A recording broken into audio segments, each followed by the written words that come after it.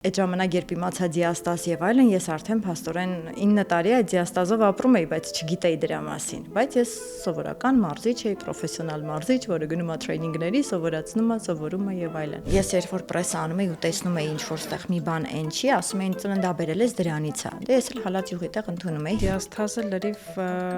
հնարավոր է վերականգնել բացառապես մարզումների միջոցով։ Ոչ ոք չի խոսում, որ բացի արտաքին այդ փոփոխությունները, այնտեղ արդեն կան կոնքի հատակի խնդիրներ, սկսած անմիզապահությունից, անկղապահությունից, սեռական խնդիրներից, որ արդեն ամբողջ ընտանեկան հարաբերությունների վրա են ազդում։ Գալիս է նրանից, որ մենք ծննդաբերության ժամանակ շատերս ունենում ենք էպիզոդոմիա, կտրվածք են անում ու այնտեղ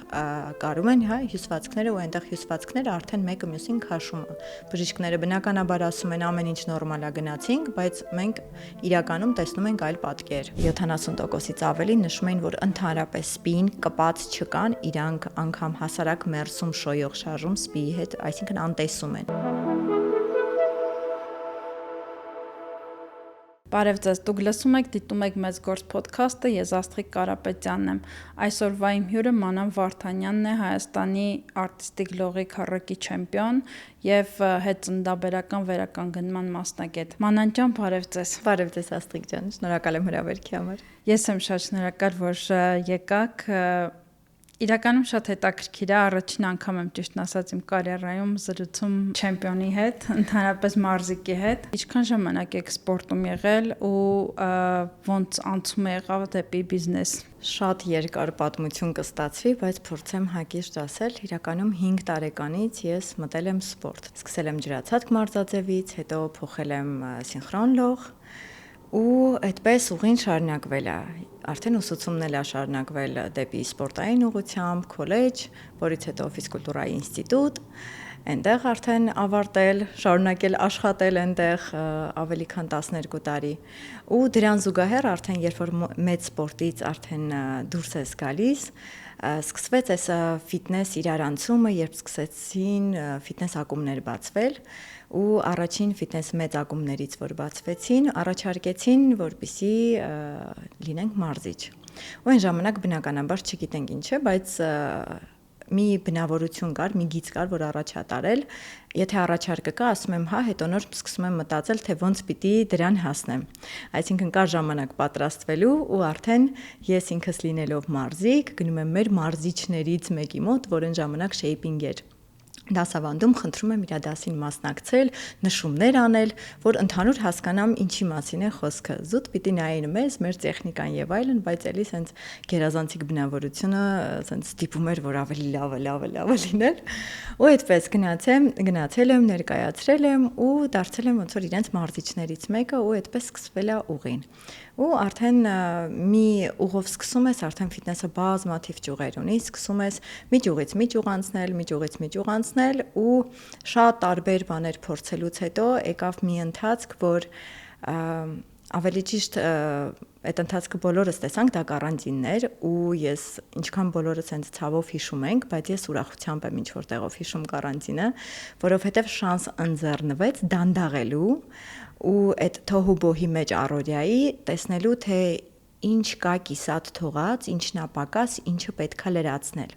Որ երբ դու արդեն միայն այս ձևով նայում ես, անդադ աշխատանք, տուն եւ այլն, ուրիշ հնարավորություններ չես տեսնում ու այդ ժամանակներ, որ սկսեցի արդեն ուսումնասիրել, ինչ կարող եմ ուրիշ պատրաստվել, վերապատրաստվել, ու այդ ընթացքը սկսվեց համընկավ, որ ես նկատեցի, տեսա կնոջ օրգանիզմին վերաբերվող դասընթացներ եւ այլն, ու առաջի մանթրաշը ճակերտավոր եղավ հենց այդ ընթացքում, որ երբ տեխնիկաները որովայնի հետ կապված ցույց էին տալիս ու ասում էին, տեսեք, եթե այսպես է, ուրեմն սխալ եք անում կամ ունեք դիաստազ եւ այլն, այն ժամանակ դիաստազ բառն էլ չգիտեի ինչ է իրենից ներկայացնում։ Դրա մասին առանձին կխոսենք, իրականում շատ կարևոր հարց է։ Ու սենց ասում եմ, ոնց, ես արդեն այդ ժամանակ 20 թվական, ես ավելի քան 10 տարվա մարզիչ եմ։ Ու ես սենց ասում եմ ոնց ամբողջ կյանքը սխալ եմ ապրել ուրեմն, որովհետև նայում եմ ես սխալ տեխնիկայով եմ, արդեն մի աղբյուր, երկու աղբյուր, երեք աղբյուր չզգացի, որ խնդիր կա այնտեղ ու սենց շատ լավ ժամանակաշրջան է սովորելու ու այդ ընթացքից սենց մտա այդ նոր աշխարհի մեջ ու սկսեց արդեն կնոջ օրգանիզմի հետ աշխատանքը։ Կատակներ կան, չէ, որ հենց կինը հղիանում է, սկսում է, այս վերջի կատակներից են, որ մամա բլոգեր են դառնում, կամ ինչ որ այն ժամանակ խորհրդատուներ էին դառնում, թե ոնց պետք է երեխային կերակրել, մեծացնել, խնամել եւ այլն, կամ մանկական շորեր էին արտադրում, մանկական ինչ որ խաղալիքներ են արտադրում եւ այլն, այսինքն այդ այնա, երբ որ դու տեսնում ես այդ առնչվում ես երևույթին ու սկսում ես այդ երևույթով ապրել։ Մի հատ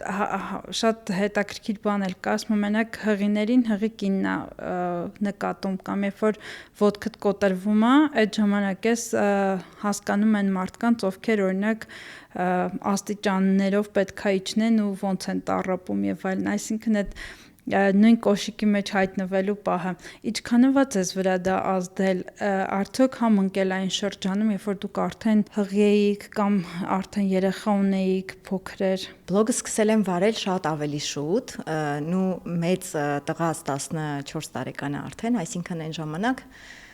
երբ արդեն սկսեցի ուսումնասիրել, 9 տարեկան էր։ Այդ ժամանակ երբ իմացա դիաստազ եւ այլն, ես արդեն փաստորեն 9 տարի այդ դիաստազով ապրում էի, բայց չգիտեի դրա մասին։ Բայց ես սովորական մարզիչ էի, պրոֆեսիոնալ մարզիչ, որը գնում է տրեյնինգների, սովորացնում է, սովորում է եւ այլն։ Ու այդ ընթացքը, որ ես սկսեցի սովորել, ես արդեն թիրախը իմ եղավ են, որ ես եթե ստացվի, որ նորից հղիանամ, որովհետեւ ես երկար ժամանակ չէի կարողանում հղիանալ առաջինից հետո, ես պիտի կարողանամ վերականգնել իմ մարմինը, ես պիտի կարողանամ հոգ տանել իմ մարմնի մասին։ Ու երևի դա է միակ համընկնում եղել, որ երևի թե պետք էր, որ ես պատրաստեի մարմինս, որ հետո կարողանայի ճիշտ ու սիրուն ձևով վերականգնվեի, որ ինձ չվնասեի ավելի շատ, որովհետև արդեն վնասված էր մարմինը։ Դիաստազի մասին խոսենք, իրական դիաստազը նախ ասենք ինչ է այդ մկանների հեռացվածությունը, թե դուք ավելի մասնագիտական, ավելի պարզ կբացատրեք, խնդրեմ, ու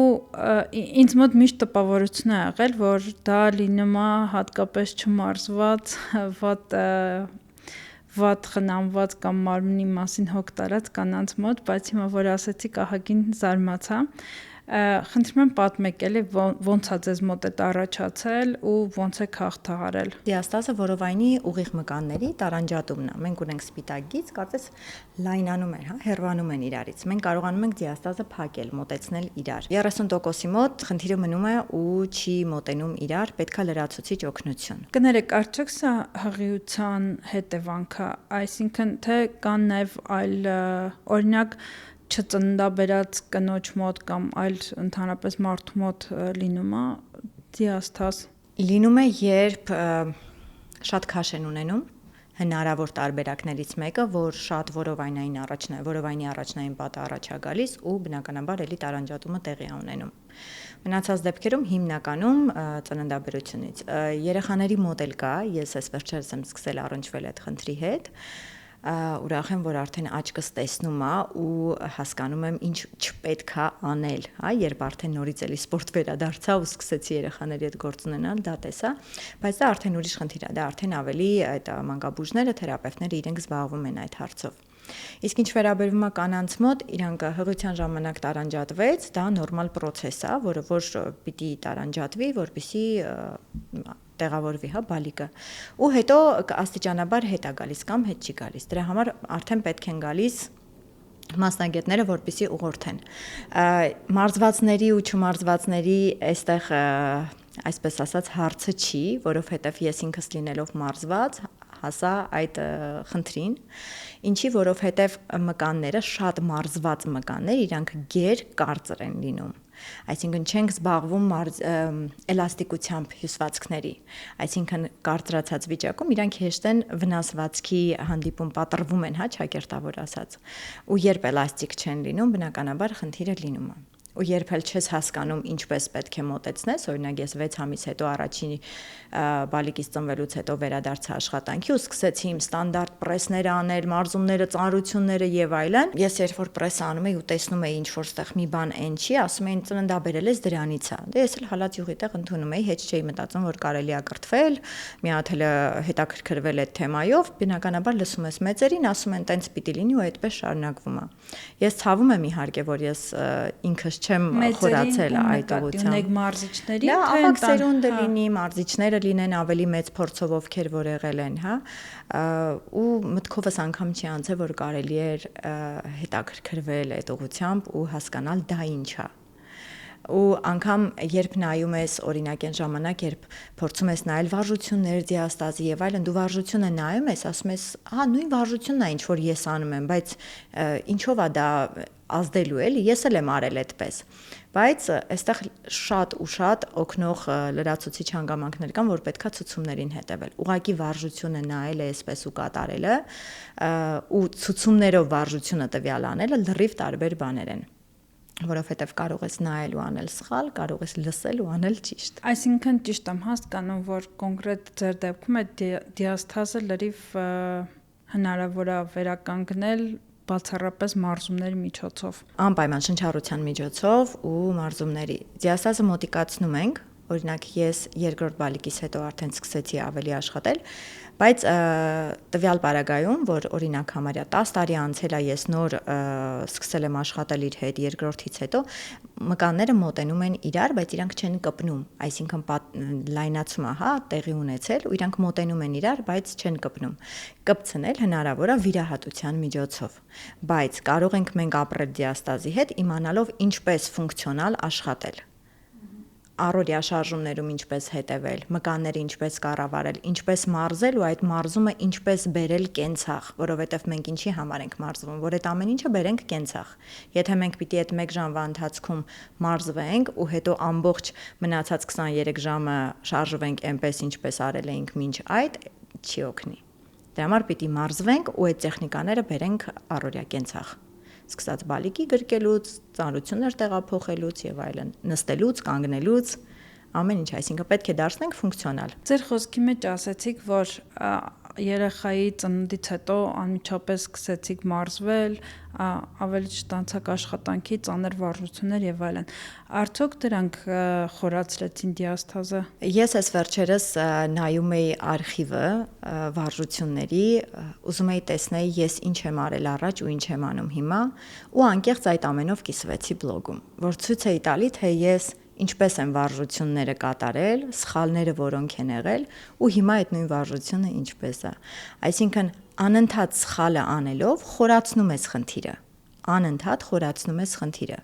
Մենք տեսնում ենք արտաքինից դիաստազը, բայց ոչ ոք չի ասում, որ այնտեղ արդեն լինում է, երբ ներվորովայնային ճնշումն է խառնվում, հա, այնտեղ ամբողջ խառնված են կողերը փակված չի, որովհետև ամբողջ ծննդաբերության ընթացքում մարմինը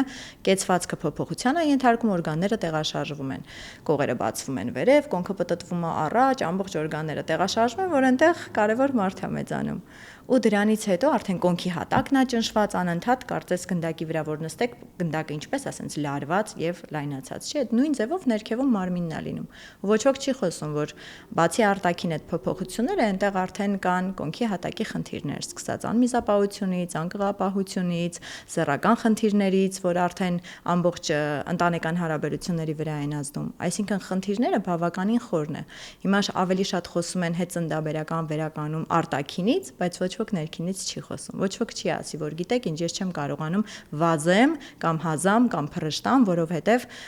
ինձ անհարմար է, որովհետև ես ունենում եմ անմիզապահություն։ Դրանից ոչ ոք չի խոսում։ Ինչքան հաճախ են հանդիպում ձեզ մոտ այդ դեպքերը ու ինչ լուծումներ ունեք։ Ինձ դիմող կանանցից ամեն երկրորդը ունի պարզ անմիզապահության խնդիրը։ Ու երբ սկսեցի խոսել այդ մասին բլոգում, նոր արդեն սկսեցին բացվել, կիսվել, ասել, որ ես այդ խնդիրը ունեմ ու ինձ ասել են, որ դա նորմալ է։ Մի քանի անգամ կատարիր կեգելի վարժություն ու վերջ այդ խնդիրը կլուծվի։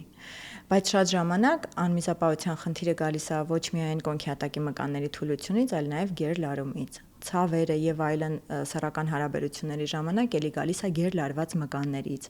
Գալիս է նրանից, որ մենք ծննդաբերության ժամանակ շատերս ունենում ենք էպիզոդոմիա կտրվածք են անում ու այնտեղ կարում են, հա, հյուսվածքները ու այնտեղ հյուսվածքները արդեն մեկը մյուսին քաշում է։ Բժիշկները բնականաբար ասում են ամեն ինչ նորմալ է, գնացինք, բայց մենք իրականում տեսնում ենք այլ պատկեր, որ սկսած սեռական հարաբերություններից վերջացրած զգացողությունների փոփոխմամբ ամեն ինչ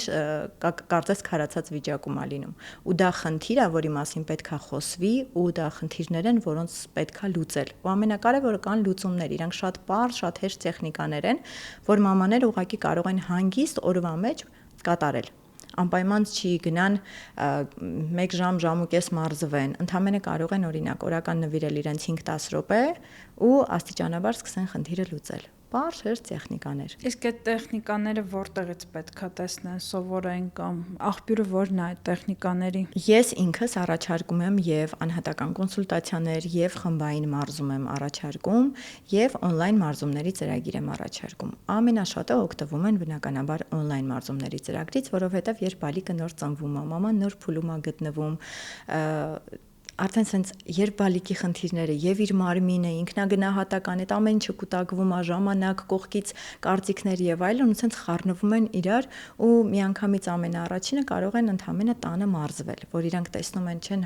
ուրիշները մարզվում են, իրենք չեն կարողանում, կարծես աշխարհը գնում է առաջ ու իրանք մնում են մի տեղում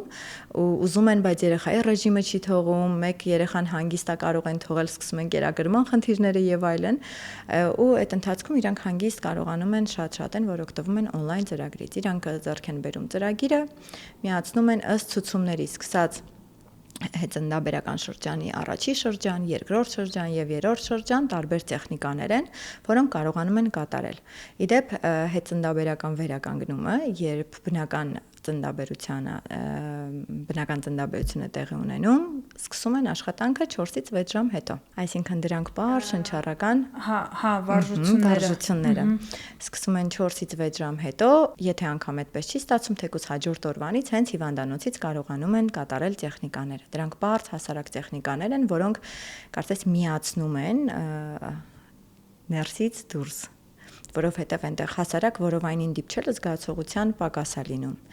Ուզում ես որովայնիդ մկանները ներս քաշես կամ զգաս դա որն է, չկա կապ, ոչ մի կապ գոյություն չունի։ Իսկ այդ կապը լինում է հեշտ, հանգիստ վերականգնել, ժամանակ է պահանջում ու մի փոքր sense տրամադրվել այդ կապը ստեղծելուն։ Իսկ կեսարյանից հետո 24 ժամ հետո ենք սկսում աշխատանքը։ Կեսարյանից հետո դա ենթադրում եմ, որ էլի շնչառական վարժություններ են եւ ոչ ֆիզիկական։ Անպայման, երբեմն ես ասում եմ վարժություններ, բայց դրանք իրականում ուղղակի շարժումներ են։ Հա, շարժումներ են, որպեսզի այդ կապը ստեղծվի, սկսվի շնչառությամբ ներսը, որովհետև շնչառությունը շատ մեծ գործիք է, շատ մեծ գործիք է, որի մասին շատ քչերն են տեղյակ ու կիրառում, որովհետև ամբողջ ներքին բլոկը մեր կառավարվում է շնչառությամբ։ Եթե մենք շնչում ենք կրծքային շնչառությամբ, կողերը չեն աշխատում, ու արդեն ներվորովայնային ճնշումն է խառնվում, ու այդպես արդեն ամբողջ բլոկը ներքին խառնվում է իրար։ Դրա համար սկսում ենք շնչառությունից, տեխնիկաներ կան, որ աղիների պերիստատիկան են սկսում կարգավորել, հա, ու այդպես շարունակ, քայլ գնում ենք առաջ, բայց ամենակարևորը բոլոր էտապների պահպանումն է, հետծնդաբերական առաջին շրջան, երկրորդ շրջան, երրորդ շրջան, ու հետո նոր արդեն խորացնում ենք մարզումները, ուրիշ ծրագիր ունեմ, որ ավելի այսպես մարքեթինգային անունը hardware-ով է, որտեղ արդեն վերցնում եմ, երբ արդեն հիմք ունեն որոշակի, ոչ թե ուղղակի ծննդաբերել են միանգամից hardware-ով, չէ, որովհետև կստացվի առաջի դասարանը չնստած տեղափոխվեցինք միջին դպրոց։ Փաստորեն դուք մենակ աշխատում եք հետծնդաբերական շրջանի հետ, ղյութան շրջանում աշխատանքներ արվում են, կանանց հետ։ Հիանալի է լինում, երբ աղջիկները դիմում են, երբ հղի են, առավել եւս դիմում են, երբ հղի չեն, մարմինը պատրաստում են, հետո հղիության ժամանակ աշխատում են, կոնքն են պատրաստում, շնչառությունը եւ այլն, ու հետո նոր գալիս են հետծնդաբերական վերականգնման։ Այդ դեպքերը շատ քիչ են, բայց էլի կան, որ իրենք հիմա օֆլայն խմբում էլ ունեմ աղջիկներ, որ իրենք մարզվում են, հղի չեն, պատրաստում են մարմինը, շարժունակություն են ավելացնում, շնչառություն, կոնք եւ այլն, հետո արդեն աստվածտակը հղի անանդ կշարունակեն, բայց ունեմ նաեւ հղիների ծրագիր, որ իրենք մարզվում են պատրաստում են կոնքը արդեն շնչառությունը, որովհետև գիտենք հղիության վերջում ինչ այլում, բոլորը հևում են, ինչի են հևում իրանք էլ չեն հասկանում, դե որովհետև հղի են։ Որովհետև դիաֆրագման արդեն ցենց սեղմված է վերև, իսկ եթե չաշխատի, բնականաբար թթվասնով չի կարող հարստացնել եւ օրգան համակարգերը եւ բալիկին, ու բնականաբար պետքա որ սիրտանոթային համակարգը աշխատի։ Էլի օգնության են գալիս շնչառական ու մնացած վարժությունները, որպեսզի շարժունակությունը ավելանա, որպեսզի անդադես կծկված վիճակը չլինի, որովհետև ուսերը գալիս են առաջ, ու հետո արդեն բալիկին գրկելիս արդեն երբ սկսվում է արդեն այս վիճակը։ Իսկ այս վիճակից ուսերը առաջ եկան, դիաֆրագման սեղմվեց, որովայնը փքվեց, բարձրացավ վերև, մեջքը ցաված ու այդպես սկսում են նորից վերջից են գալիս, բայց պետք է սկզբից գան։ Նախկինում, երբ որ չկար յոգան, այս մարզումները եւ ընդհանրապես ամեն ինչ, ինչպես էին կանայք պատրաստվում հղիությանը, ձեր նույն ասած կոնքը պատրաստել եւ այլն, ինչ որ ընդհանրապես այս ուղղությամբ մտածել եք կամ փորձել եք այս հարցերին պատասխաններ գտնել։ Հիմա առաջը ես կարող եմ իմ առաջի հետ համեմատել, որը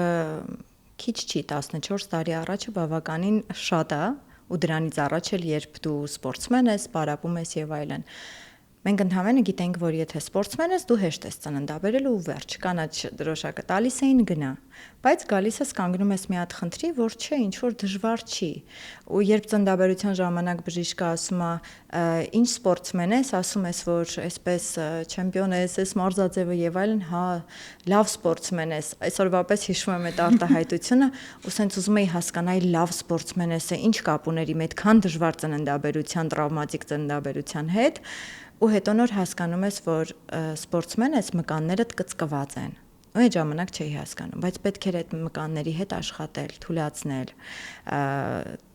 էլաստիկ դարձնել, որպեսզի այդ մկանները կարողանան օգնեն, ոչ թե խանգարեն։ Ձեր դեպքում խանգարում էին։ Առաջինի ժամանակ բնականաբար խանգարեցին, որովհետև սկսած էպիզոդոմիայից, շարունակաբար դիաստազ եւ մնացած հաջորդող բոլոր խնդիրները, որի մասին խոսեցինք, ես երբեմն ասում եմ աղջիկներ, ես ձեզանից մեկն եմ, ոչ թե ուղակի ասում եմ, այլ իսկապես ես ձեզանից մեկն եմ, որ ունեցել է նման խնդիրներ, ու երևի խնդիրներն են պատճառներից մեկ եղել, որ սկսել եմ ուսումնասիրել այդ ամեն ինչը, որովհետև հա լավ ծննդաբերել ես, դա ինչ որ չէր բավարարում ինձ այդ պատասխանը։ Ու մենք ասում ենք մեր մոտ տեղեկացված չեն եղել, իսկապես մեր մոտ տեղեկացված չեն եղել, բայց ամբողջ աշխարհը տարիներ շարունակ, երբ արդեն ուսումնասիրում ես, տեսնում ես, որ թվականներից հետազոտություններ էին անում եւ առաջարկում էին մասնագետներ կային, ասում ես ինչքան հետ ենք մենք եղել, ինչքան չենք ինքնակրթվել, չենք իմացել այս թեմաների մասին։ Որ եթե ունենք օրինակ օրգանների իջեցում, միանգամից ուղարկում են վիրահատության, բայց կարելի է առաջի երկրորդ ստադիայում գոնե հավաքել օրգանները վերև ու չգնալ վիրահատության։ Ու այդպես նույնը դիաստազը անպայման չի, որ գնան կարեն։ Կարող են փակել վարժությունների միջոցով, դարձնել ֆունկցիոնալ ու դրա հետ ապրել։ Այլ ոչ թե միանգամից գնալ ու վիրահատվել, որովհետև շատ ունեմ էլի աղջիկներ, որ արգանդի իջեցում, վիրահատություն արել են, 1 տարի հետո նորից էլի իջել է, ինչի որովհետև հյուսվածքները, կապանները չեն պահում, ախր այնտեղ թույլ են, հավաքեցին, բարձրացրեցին վերև, բայց հետո որ թույլ է, անընդհատ իջնում է ներքև, ու դա պետք է հավաքել։ Նույնը կար եղավ դիաստազը, եթե վիրահատություն նայել են, ռիսկովացել են նայել են վիրահատությունը, ինչա տեղի ունենում, բավականին բարդ վիրահատություն է, երբ կարում են, արդեն քաշում է ներս, վախում են ուղղվեն, որովհետև ներսից մտածում են ինչ որ կբացվի եւ այլն, ու սկսում է հավաքել մարմինը ներքև։ Իսկ այդ ամեն ինչը պետք է հավաքել, ոնց որ կեսարյանի կառն են ունենում, ասում են վալիկ, չէ, սովորաբար ասում են կախված որովայնը, ու այնտեղ պետք է աշխատել արդեն սպիի հետ։ Երբ սպիի հետ առաջի անգամ ասեցի, որ պետք է աշխատել ու հարցում էի դրել, շատերը, երևի 70%-ից ավելի նշում էին, որ ընդհանրապես սպիին կպած չկան, իրանք անգամ հասարակ մերսում շոյող շարժում սպիի հետ, այսինքն անտեսում են։ Իսկ ինչը անտեսված, այնք չի կարա մեր հետ աշխատի։ Դա ամենամեծ խնդիրներից մեկն է հետ ծննդաբերական շրջանի, երբ որ կա մեծ սպի, կա այդ կախված փորիկը, ինչքանով է դա հնարավոր զուտ ֆիզիկական վարժությունների միջոցով վերականգնել, որովհետև հիմնականում ինձ հանդիպած կանայք շատ անհույս են, նաև երբ որ դիմում են մասնագետներ, այդ մասնագետներն են ասում, որ դա բացառապես վիրահատական միջոցով է հնարավոր վերականգնել։ Նախ էլի պիտի գամ ներսին, ոչ թե արտաքինին, որովհետև եթե մենք արտաքինից ինչ-որ խնդիր ունենք, նախ մի հատ մենք գնում ենք ներսը։ Որովհետև երբեմն փորիկի համար որ դիմում են, երբ ուղում ես կոնքը, ուղում ես կրծքավանդակը, մեկ էլ տեսնում ես, որ այդ որովայնը այդքան էլ մեծ չէր։ Այսինքն, հա, կա ճարպային շերտ որոշակի, բայց դա այդքան էլ չի։ Երբ սկսում ես աշխատել սպիի հետ, երբ իրենց թվում է, որ իրենց ոտքերը շատ սենց ճարպակալված են եւ այլն, բայց մեկ էլ սպիի հետ աշխատում են, կոնքազրային հոդի շարժունակությունը կատարում են եւ այլն, մարմնի հետ աշխատում են, տեսնում են, որ այդ ընդամենը այտուցներ էր։ Երբ ասում ենք այտուցներ են, ասում են, չէ, այդ ես ճարպակալված եմ իմ մոտ։ Բայց ընդամենը այտուցված է լինում մարմինը, քանի որ սպին կա, սպին չի թողում, որպեսզի հեղուկները տեղաշարժվեն, լիմֆան տեղաշարժվի։ Ու երբ այդ հարցով սկսում ենք զբաղվել, սկսում արդեն լիմֆան շարժվել, հեղուկները սկսում են շարժվել, այտուցները պակասում են, իսկապես զարմանում են, որ այդպիսի բան հնարավոր էր։ Իհարկե, ինչու մեր կոմպետենցիայի սահմանում չի, մենք երբեք քայլ, ես ինքս երբեք քայլ չեմ անում այդտեղ, որովհետև նայում ես մաշկը կախված է։ Ու դու չես կարող այդ մաշկը ինչ ուզում ա լինի վերականգնես, որովհետև քաշի ավելացումը այնքան շատ է եղել, որ հիմա էլ արագ նիհարել է, կամ թեկուս արագ նիհարածել չլինի, որոշակի չափով մաշկը կորցնում է իր էլաստիկությունը ու դա միայն եթե էսթետիկ տեսք են ուզում, ապա անպայման գնում են բժիշկի այդ պլաստիկ վիրաբույժների մոտ։ Որովհետև ինչը մեր կոմպետենցիայի սահմանում է, մենք կարող ենք անել, բայց ինչը բժշկերներին է վերաբերվում, մենք այդտեղ մուտք չունենք։ Խոսեցինք դիաստազի մասին, այդ կեսարանից հետո արտաքին վերականգնման մասին, կոնքի, ներքին կոնքի, փոքր կոնքի վերականգնելու մասին, կան այլ խնդիրներ, որոնց հետ դուք աշխատում եք ու ունեք լուծումներ։ Հիմնականում այդ խնդիրների պատճառը թե հետևանքը կախված խնդրից բնականաբար լինում է կեցվածքի շեղումները։ Օրինակի համար, երբ բալիկին գրկում են մի կողմի վրա, արդեն ամբողջ մարմինը, մյուս մկանախմբերը սկսում են կոմպենսացնել Իրանը թեքվում է։ Բնականաբար թիակներն են թեքվում եւ այլն, կոնքն է սկսում թեքվել, ու այդ բոլոր խնդիրների հետ համատեղ ենք աշխատում։ Չի լինի օրինակի համար ասեն, ես մենակ որովայնի խնդիր ունեմ, մենակ որովայնի հետ ենք աշխատում, այդպես չի լինում, այսինքն խնդիրը համալիր է լինում։ Ոտնաթաթից մինչև վերև, հա, մինչև պարանոց աշխատում ենք, որովհետեւ շատ ժամանակ այստեղ խնդիր է լինում, պարանոցի խնդիրը գալիս է ողնաշար եւ այլն, կամ ընդամենը ունենում է կույրաղիքի կար, որը թեքում է տալիս, քաշում է մի կողմի վրա, արդեն մկաններն են թեքվում, ոտքն է թեքվում օրինակի համար ներս, հա,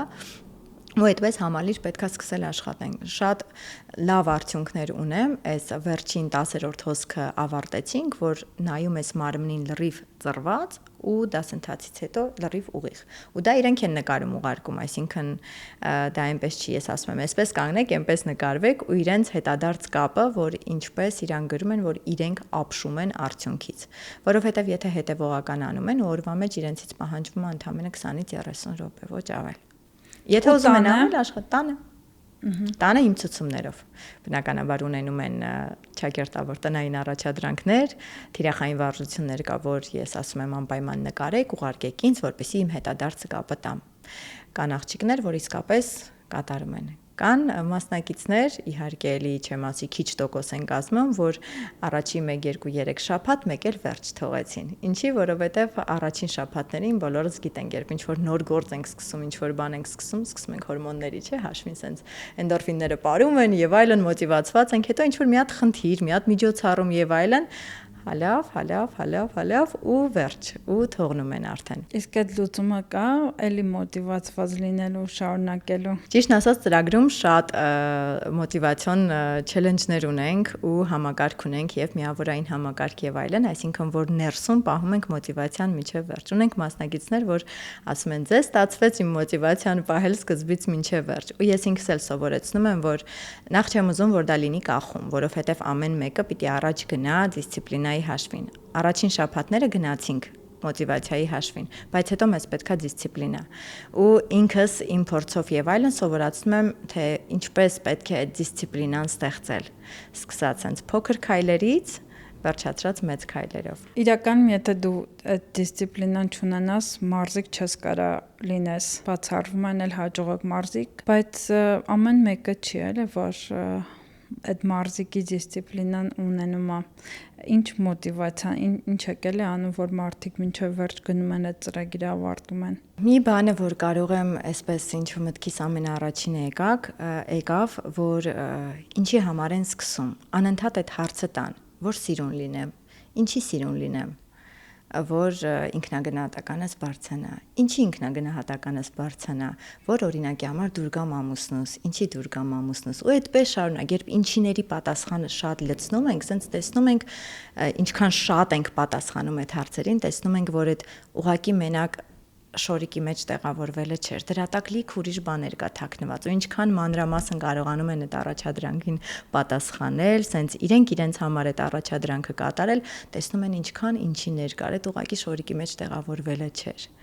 Ու այդպես շատերը կան, որ իսկապես հենց դա է օգնում, որպեսզի առաջ գնան։ Ինչքան ժամանակ է պետք միջին վիճակագրական կնոջը հետ ծննդաբերական շրջան վերականգնվելու։ Ասենք ոչ թե միջին վիճակագրական մարզիկ կնոջը, այլ ոչ մարզիկ, օֆիսային աշխատող կնոջը, օրինակ։ Հետ ծննդաբերական շրջանը տևում է մոտավորապես 6-7 շաբաթ։ Այսինքն այդ ընթացքն է, որ կարողանում է արդեն մարմինը զգալ, հավաքել, հասկանալ ուրագնալու առաջ։ Դրանից հետո էլի կարող են աշխատել, ոչ թե կարող են, այլ պետք է շարունակեն աշխատել, բայց ինչպես մենք ասում ենք մասնագետներով, ինչքան տևել է հղիությունը, այդքան էլ տևում է հետծննդաբերական լիարժեք վերականգնումը։ 9 ամիս, դա չի վերաբերվում հենց սպորտսմեններին, որ օրինակի համար վերջացրեցին, կարող են գնան իրենց մարզումները կատարել ու այդքան ծանրաբեռնվածություն չեն տա, բայց 9 ամիս օրգանիզմը պատրաստվել է ծննդաբերությանը, 9 ամիս սահուն, անգամ եթե նայում են արտաքինից ամեն ինչ լավ է, կարծես թե ուղիղ են եւ այլն, ներսում լիքը փոփոխություններ կա, որ 9 ամիս իրանք հավաքվում են, գալիս են իրենց տեղը։ Իսկ ինչ փաթեթներ դուք ունեք, այդ 9 ամսվա համար ունեք փաթեթներ, ճիշտ եմ ենթադրում։ Հիմա ես ինչ եմ առաջարկում ինձ դիմաց աղջիկներին, առաջարկում եմ նախ ծննդաբերության ժամանակ, ծննդաբերության չէ, հղիության ժամանակ մարզումները, դրանից հետո հետ ծննդաբերական վերականգնման փուլը, դրանից հետո արդեն հարթվորովային ծրագիրը, որը որ արդեն իրենց ավելի խորը սկսում է վերականգնել մարմինը, կեցվածքի մնացած շեղումները եւ այլն։ Դրանից հետո արդեն նոր պատրաստվում ենք սկսել արդեն ակումբային տարբերակը, երբ ուղակի բաժանորդագրվում են ակումբին ու իրենց անընդհատ գալիս են մարզումները, ստանում են իրենք մարզումները, որ կարող են անընդհատ, երբ ցանկանան, միացնեն իմ հսկողության, իմ ձայնային ուղեկցությամբ կատարեն մարզումները։ Իսկ այդ on-line դասերի ժամանակ դուք ոնց եք վերահսկում մարդ կատարումը կամ ճիշտ է կատարում, եթե դուք իրան չեք տեսնում։ Օրինակ, նախ հասկանանք ոնց է այդ on-line-ը կատարվում, այսինքն առցանց վիդեո կապով է, թե ուղղակի գնում են այդ դասերը առնում են, միացնում են YouTube-ով ու նայում են։ YouTube-ով չեն միացնում, պլատֆորմա ունենք, որ այդ պլատֆորմայի մեջ է դասերը ներբեռնված ու այդտեղ են անում։ Հղիները հետծննդաբերական առաջինից մինչև վերջին փուլը եւ հարթվորովային ծրագրերը, դրանք անմիջապես իմ հսկողությամբ են, այսինքն իրենք կատարեցին վարժությունը, իրենք անպայման ուղարկում են վարժություններ, որպեսզի ես ստուգեմ։ Դա իհարկե բնականաբար իրենց ցանկությամբ է։ Եթե միշտ նշում եմ, եթե ցանկանում եք, որ ես ուղղորդեմ ձեզ ու հեշտ հասնեք արդյունքի, դուք նկարում եք եւ ուղարկում եք։ Ունեմ նաեւ կուրատոր, ով օգնում է ինձ, այսինքն քանակի հետ մեկտեղ ես ինքս բոլորին չեմ կարողանում ու օգնության է գալիս մյուս մեր հետծննդաբերական մասնագետներից մեկը, որը որ օգնում ենք քայլ-քայլ ուղղորդում ենք, որպեսզի հասնեն արդյունքի։ Իսկ արդեն ակումբային տարբերակը, այդ տարբերակում միայն իրենք են մարզվում, ունենք նաև հետադարձ կապ, երբ ամսվա մեջ այսպես ենք նախատեսել մի քանի անգամ միանալ on-line կապով, ովքեր ցանկություն կունենան, արդեն հետադարձ կապը իրենց տեխնիկաները ուղենք։ Շատ ցավոտ խնդիր է, որովհետև ինչի մասին մենք խոսում ենք, գրեթե բոլոր կանայք, ովքեր ունեցել են ծննդաբերության փորձ, ծննդալուծության փորձ բնական կամ կեսարյան հատման միջոցով վերականգնվելու խնդիրներ ունենում են։ Արդյոք բոլորին է հասանելի սա։ Ես կարծում եմ բոլոր նրանք, ովքեր ունեն խնդիր, ովքեր մտածում են իրենց առողջության մասին, հաստատ կարող են այդ գումարը տնտեսել, առավել եւս պլանավորել երկարաժամկետ, որպեսզի հասցնեն գնեն ու օգտվեն։ Ինչու եմ ասում, որովհետև երբ մենք պետք է գնանք հարսանիք ու երբ հաշվում ենք մենք ինչքան ծախս ենք անում հարսանիքի ժամանակ, մեկ օրվա համար, այսինքն մենք գնում ենք մեյքափի, մենք մազերն ենք հարդարում, մենք գնում ենք եղունգներին, մենք հագուստ ենք գնում, կոշիկ ենք գնում, նվերն ենք գնում բնականաբար, դա ավելի շատ է արժենում, քան երբ ամբողջ կյանքի համար կարող են օրինակի համար դրա կես արժեքը տան ու մասնակցեն ծրագրին ու այդ գիտելիքները մնալու են իրենց հետ միշտ։ Ու ամենակարևորը առողջությունն է իրենց հետ մնալու միշտ։ Այդ կարծում եմ անհամեմատելի է ու հաստատ կարող են ներդրում անել։ Կամ մենք բալիկը հասկանում է թե չի հասկանում, կարող ենք 10 հատ տարբեր վերնաշապիկներ գնել, բայց կարող են գնել ընդամենը 5-ը, այն 5-ը պահել մեր համար։ Մենք ուղղակի պետք է սովորենք, որպեսզի մենք մեր համար կարևոր ենք։ Մենք սովորենք տալ ուրիշին, ամուսնուն, ծնողներին, բալիկին, բայց ոչ մեզ։ Ու այդ գիտակցությունը մենք պետք է մեր մեջ մտցնենք։ Ոչ ոք չի գալու մեզ ասի, գիտես ինչ, հոգ տար քո մասին։ Առաջինը մենք պիտի սկսենք։ Իսկ եթե մենք մեզ վերաբերվենք որպես հատուկ պրոյեկտի, հատուկ նախագծի, հաստատ կողքինները ավելի շատ կվերաբերվեն։ Իմ բալիկները գիտեն, որ եթե ես պարապում եմ, դա իմ ժամն է։ Ու ոչ ոք չի խանգարի։ Ամուսինս գիտի, որ եթե ես պարապում եմ, ես ստեղ չեմ, ես զբաղված եմ։ Այսինքն ես մարզվեցի, այդ 20 րոպեն իմն էր ու վերջի։ Տրամադրությունս բարձր, ինքնագնահատականս բարձր, այսինքն ես գիտեմ, որ քայլեցի դեպի իմ արդյունքը, չգնացի հետ։ Ու այդ լրիվ էմոցիոնալ ֆոնն էլ է փոխում։ Ու արդեն ուղղակի պիտի սովորեն առաջնահերթություններ դնել։ Ես դուք դա անում եք ամեն օր նույն ժամին, թե կապ չունի։ Ժամը կապ չունի անկեղծ, որովհետև իմ բալիկը շատ չքնող բալիկ է մինչև հիմա։ Ու երբ ես ցույց էի տալի, որ օրինակ գիշերը ժամը 11-ին, 12-ին ես պարկել եմ մթության մեջ գորգի վրա, ուղղակի շարժվում եմ, որովհետև ամբողջ օրը ձեռքիս ա եղել ու հիմա մեջքս փոկվում է, որ ես պիտի շարժվեմ, որ նոր գնամ հանգիստ քնեմ, շատ զարմացած sense ինչ որ նամակներ էի ստանում ու հետո զգացի, որ այդ իմ ցույց տալը օգնում է, որ իրանք էլ սկսեն անել ու ամենաշատ ուրախանում եմ, որ դա են վերցնում, ոչ թե ինչ որ վատ սովորություններ են վերցնում, այլ սկսում են հենց լավը վերցնել, այսինքն որ տեսնեն, հա մենք գիտենք ժամն է։ Ես ասում եմ ամենալավ մարզումը նա է, որը արել եք։ Չեմ ասում, որ քնելուց առաջ բարձր ադրենալինով ինչ որ մարզումներ արեք եւ այլն, որպեսզի ադրենալինը բարձրանա ու չթողի քնեք, բայց կարեւոր է, որպեսզի այդ հանգիստ նուրբ մարզումները մենք կարողանանք մարմնի հոգ տանող մարզումները կատարենք։ Եթե ամփոփենք վերականգնման հիմնական տակտիկաները կամ ձեր կողմից խորհուրդները, կան հիմնական մի քանի խորհուրդ, որոնց վրայով կուզեի կարակ անցնեիք ու որպեսզի կանայք այս փուլերում հասկանան, թե որտեղից պետք է սկսեն ու ինչ պետք է անեն։ Ես ամենաառաջինը ինչ կուզեմ անեն, կանայք բոլորը նախ վստահեն որակավորված մասնագետների։ Կոպիտ կհնչի, եթե ասեմ, որ անպայման պահանջեն իրենց կրթության փաստաթղթերը, բայց դա այնքան ճիշտ է, որովհետև սա ուղղակի նկատի ունեք մարզիչների, այո։ Ինչի համար, որովհետև ես ինքս մարզիչ եղել եմ, բայց ես հետծնդաբերական վերականգնման մասնագետ կոչվելու իրավունք չեմ ունեցել։ Դա չի կարելի անել, որովհետև դու գործ ունես առողջության հետ։ Ու երբեմն հիմա էլ երբ խնդիրներ ա լինում ինչ որ մի բանը, որ ես չեմ անցել, ես ասում եմ կներեք, ես ձեզ չեմ կարող վերցնել, որովհետև ես չեմ տիրապետում դրան։ Ու հետո սկսում եմ գնալ, նոր դասընթաց վերցնել, որտեղ այդ մի կետի պատասխանը ես կստանամ։ Նախ կանայք, որ իմանան ում մոտ են գնում, ոչ թե ուղակի ձեր նշած, որ ով բլոգեր է, ինքը ուրեմն կերակրման մասնագետ է, ով երեխա ունեցավ բլոգավարում, ինքը կերակրման մասնագետ է ու այսպես շարունակ, կամ եթե ինքը մարզիչ է, ծննդաբերել է, ինքը ծննդաբերական վերականգնման մասնագետ է, չէ։ Այսինքն ով սովորել է։ Նախ առաջինը դրանից, որ իմանան ում մոտ են գնում։ Երկրորդը արդեն, եթե իրենք են զբաղվելու, սկսեն շնչառությունից։ Ինչ է իրենց ներկայացնում, որ իմանան, որ նախ դա հետծնդաբերական վերականգնման փուլը, դա քաշի նվազեցումը չի։ Դա ուղղակի sense ուղղորդող կողմը, որ ավելացել ենք բնականon ձևով, էլի եթե մի փոքր սննդակարգին հետևենք, մի քիչ շարժում ավելացնենք, հանգիստ իջնելու ենք։ Ավելի խորն է, որ պիտի ներսից մարմինը վերականգնենք։ Սկսենք շնչառությունից, աշխատենք կրծքավանդակի հետ, աշխատենք կոնքի հետ, կոնքի հատակի հետ, ու հետո նոր որովայնի հետ։ որովայնը այստեղ ամենավերջումն է։ Այդ ամեն ինչը երբ ուղղվում է, որովայնը ստանում են ուղակի սենց նվեր։ Ընդհանրապես փուլ առ փուլ ու ամենակարևորը չշտապեն, չհամեմատեն իրենց բլոգերների հետ, որ 3 օր հետո բոլորը ներսից կարած ուղիղ ձևով կանգնած, ես ծննդաբերությունից հետո ունեմ հարթ որովայն, չհամեմատեն, որտեղ ամեն մեկը յուրահատուկ է, ամեն մեկը առանձին։ Ինչքանով է հնարավոր, որ հենց ծննդաբերությունից մի շաբաթ հետո ունենալ տենց ցիկ կեցվածք հարթ որովայն։ Երբ կեսարյան ունենում են, բնականաբար ես էլ ունեմ հաճախորդներ, ովքեր որ ներսից միանգամից կարում են, հավաքում են եւ որովայնը սենց կարծես իրանք սենց ոչինչ չի եղել։ Հավաքված միանգամից պլաստիկան էլ անում են, բայց դա շատ քչերն են անում ու ես հուսով եմ, որ մեր մոտ այդ ամենը չի տարածվի, որովհետեւ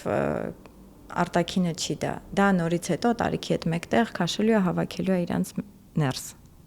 Ու ուղակի չշտապեն ու քայլ-քայլ իրանց մարմինը հասկանալով գնան առաջ։ Անկամ ունենք հաճախորդներ, որ իրենք սկսում են մարզվել, հետո ասում են, հեսա ես էլ եմ խորանալու, այնքան հետաքրքիր է այս ամեն ինչը ու շատ ուրախալի է, որ սկսում են արդեն իրանք էլ այդ առումով հետաքրքրվել։ Իրականում այդ մասնագետի ընտրությունը շատ կարևոր է, որովհետև ես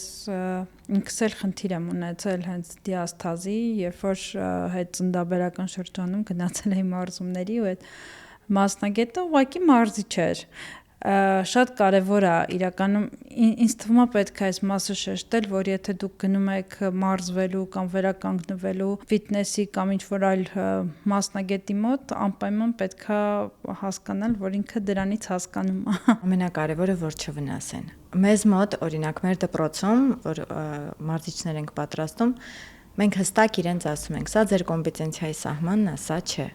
Հիմա ինձանից ասում են մանան սովորացրա, մեզ էլ սովորացրա, բայց ես դեռ